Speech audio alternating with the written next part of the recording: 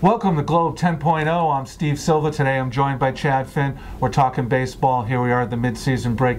We do something at Boston.com. We always like to take a look back at our old friends on the Red Sox, something we've been doing for a number of years. It's just fun to see what happens when they leave Boston and how they're doing with the other teams. So the question today is, if we can have one of our old friends back for this season, and we're not talking so much about the obvious when we know Adrian Beltre is hitting the lights out of the ball, but you know he's paid to do so. But what are some of the other guys maybe that left and you say, boy, I'd like to have him back right now? Well, I'll say Manny. How about that, Steve? Take that. And give me Pedro, too, another one you didn't like. Of course.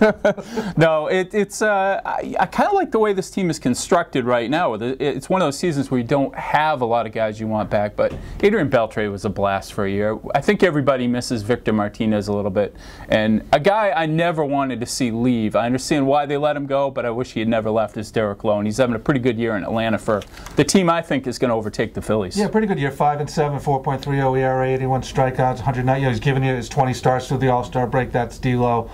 He'd be a nice addition to the never been on the disabled list. Yeah, gotta like that. You talked about Willie Mulpaney the other day. We thought he was pumping gas somewhere. Apparently, he's with the Arizona Diamondbacks. He's got 5 homers and 46 at bats to go along with, you know, a 196 average, 19 strikeouts. Sounds about right. My sleeper pick. Remember David Pauly, and not the Sopranos, but the David Pauly that used to make spot starts forever with the Red Sox.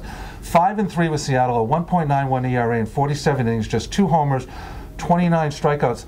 Dave Cameron of Fangraphs is making a case that this guy should be an all-star. Boy, he would be a nice piece of the middle relief right now. I love Dave Cameron of Fangraphs. He hasn't seen enough of David Pauly. We saw enough of him in his couple spot starts here when he was at Pawtucket. He's a guy of mediocre stuff. It's nice to see it going well for him.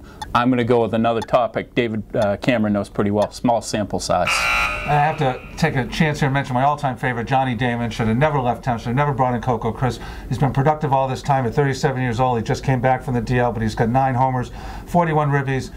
They'd be building a statue next to Bill Russell of Johnny Damon if he had stayed in Boston right now, but that's a travesty for another day.